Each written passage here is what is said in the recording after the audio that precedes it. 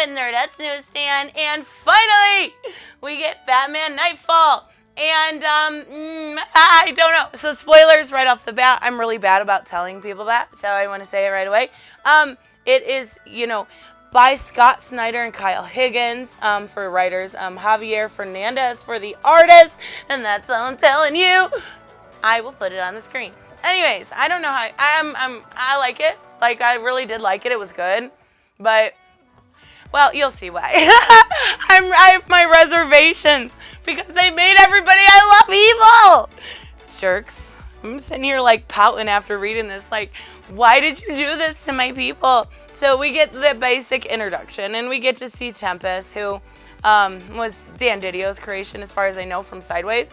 But I do like his character. He's good. So we get him, and he's explaining what's going on. The simple little things can change how the multiverse goes, how it can change worlds, basically. And we get, basic, like a one-page backtelling of what happened in Knightfall. Guess what happened? Bane broke Batman's back. That's all you get, bitches. No, you get a little bit of, John Paul Valley took over. If you haven't read Knightfall, do it. Like, I love it. So we get that, but in this world, in this dark multiverse, that's not what happened, right? So Batman tried to come back, and John Paul Valley didn't like that. He wanted to remain Batman, and basically kills him. I mean, he doesn't kill him. He puts his hand through his chest, though, and he takes over as Batman. So we get him as Batman. Now we got a time jump. So we're skipping to 30 years later, and John Paul Valley is still Batman. He has his wife working for him, and she's basically, telling him about what's going on. We've got an issue with Penguin and somebody else, and they gotta eradicate it and make an example of them. And we find out, something's going on with Gene. He's been coughing. He's got some health issues. Obviously, it's 30 years later, right? So he's an old man. Still looks good, but he's an old man. And we get to see him basically go see Bruce. He does this once a year for, 30 years. Well, at the beginning of the 30 years, he cut off one limb for every year. Batman wouldn't admit that he was a better Batman. Like, this dude really wants some fucking acceptance. Like, he doesn't just want Batman to suffer. He wants to hear him say, "You're a better Batman than me." Like, dude, you got some serious insecurity issues. But now Batman is basically a head and a torso. Kind of weird. But he's kept alive through this, like, machine. Now, that's also where we learn that Gene is using Venom. Like, he's using this. He's calling him an addict and stuff. He's using this to stay healthy. So, obviously, something's going on. So, we head back to Penguin, and this Luis Ramos, who really has no part in this, but he's basically begging, saying, I'm doing good things, blah, blah, blah. Well, this Luis says, basically, you don't know what's coming for Gotham. So we get this, for Gotham, for Gotham, for Gotham, for Gotham. Like, yay, for Gotham, and they're dead. Dun, dun, dun, they're dead. I mean, as far as I can tell. I think that's what they're trying to insinuate without actually showing it. So we get to head back, and he talks to his wife a little bit more. Basic crap. But what actually happens that starts this story for me is we get this introduction to this character, and his name's Taurine. And I'm like, okay, well, I thought you looked like Jason Todd. Who are you? He's he's coming across the river. He's going to free Batman, and he looks like Jason to me. I'm like, is this Jason's son? Hell no. This is so good, okay? I love it. It's Bane's son. Like, Bane's son comes and saves Bruce, and is part of the League of Assassins in order to help. And we see him, like, basically, instead of needing the venom through tubes like Bane does, because his father used so much venom, he has it in his blood. Like, it's so cool. I love this character. I really do. And he's able to, beat everybody up and free Batman. I read this and I was like, this is kind of perfect. I love it. So we get to see Batman freed, and there's something going on. Well, there's a fight that's going to ensue, and we basically get the backstory to how Azrael killed Bane. So the only thing I don't like, and it's really silly to pick on, but when he's freeing Batman, and I'm kind of going back here, but when he's freeing Batman, like, okay, you gotta do these comic books right. You gotta do the dialogue right. That's what's most important. And there's a moment, and he says, oof. Like, what? Did you just really put oof in a comic book? It says, but seeing it in person, oof. Like, they just made Taurine say oof. I can't even. Don't put oof in a comic book. That's so fucking weird to me. I don't know. I don't like it at all. But we get to see Shiva. And I love Lady Shiva. I do. I think she's a great character. But we find out that Lady Shiva is his mother.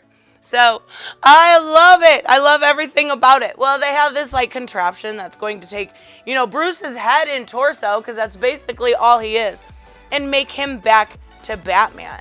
And it's kind of cool. Like, we'll get to see this this new Batman in action, and he's fucking epic. So we get to see Jean-Paul Valley, and he basically has Saint of Dumas come to him and tell him he's doing a bad job, like he didn't like he really didn't know deep inside. He's kind of ridiculous. But he ends up almost drowning, and he gets saved. La-ti-da, whippy. But when he heads back to his headquarters, he tries to get some more venom because he just almost drowned. He's weak, whatever. He's a venom junkie. But everything's gone. He doesn't know what's going on. Well, basically his wife, who the way she's talking to him, seems like she really wants the best for him. Seems like she's really in love with him, The way that they do the dialogue there is really good. She betrayed him because she knows he's not doing the best thing for Gotham. She sees the corrupt within him. She sees how evil he's actually become. And we got Shiva and Taurine there. I hope I'm saying that name right. I could be. We have Shiva and Bane Spawn. How about that? And he fucking kills his wife. Like, after being married for that long, he just puts his hand through her chest. What a fucking jackass. But that's when we get to see Batman. And when I say this suit is fucking cool, it's badass. But he can fly. Like, he's using this nanotechnology that uses his DNA. And he's able to use the bats and, like, fly. And, oh my god, I absolutely love this idea of this type of Batman. And they do get Jean-Paul Valley down. But he's really hurt. And he's out of venom. He doesn't have any. He hasn't had any since he almost drowned. So, oh my god. He fucking takes Bane's son and rips his fucking arm off. And the venom's in his blood, right? So he uses his blood to power himself. Like, that is a true junkie. Like, you rip dude's arm off to get some venom. You are fiending, my boy. You need some intervention. But we do get a good fight, and we do get all of this. Well, it looks pretty bad. Like, it's looking bad for Batman and everyone for a minute.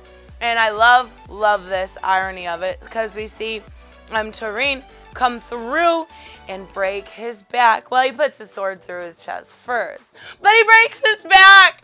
I love it. So good. I mean, maybe it's just me, but this was really, really good. And we see a little bit of dialogue between mother and son, and then Batman comes in. But this is where I was kind of like, oh, M. Night Shyamalan me. Like, I don't know if I like it. I'm kind of still like, I'm not sure. So Batman comes through, and he's talking, and he like incinerates Taurine and Shiva. Like, he fucking kills them. He thinks he knows what's best for Gotham, and he's gonna do what's best for Gotham, but what he thinks best for Gotham is for it to start over. So we get to see, Tempest come back and talk a little bit about how it changes the multiverse. That moment that changes the multiverse. And the end here is just Batman having Jean-Paul Valley nailed up like a Christ type thing in front of everybody, where he's showing that he's victorious. Like, you just made Jean-Paul Valley, I love Azrael, evil AF, and I know we've seen that before. Like, I'm reading The Curse of the White Knight, and it's fucking great. I like both sides of that. Then you made Batman evil, and you killed this new character who I was like, oh, I really like Taurine. He's cute. He kind of reminds me of Jason Todd. I like his powers. I like the fact that the venom's in his blood. You ruined everything for me, DC. What is the matter with you? No, I really did like this story, though. Like, I think the twist about it were what I like so much. It was very good. Like, it kept me wanting to read. Like, I couldn't put it down. There's not a lot of comics that I can't put down. This was one of them. So good. Definitely worth the buy. I think it was $4.99. Perfect. Like, I absolutely love it. Great Batman story. Great Azrael story. Great with Lady Shiva and the League Assassins. Everybody, go. I will see you in the next one. Bye-bye. Hey guys, if you want to help support the channel, make sure to check out the links to my Patreon and subscribe star below. But I want to thank my current Patreons, Robert, Jeffrey Allen Carnes, Earth Citizen 09, General Zod, who also has a YouTube channel, Troy Reiser, Grand Smear, Mike, Black Knight Fool, and Brucey. You guys help keep this channel up and running, and I appreciate every single one of you. Make sure on the way out to like and subscribe if you are new. Bye-bye.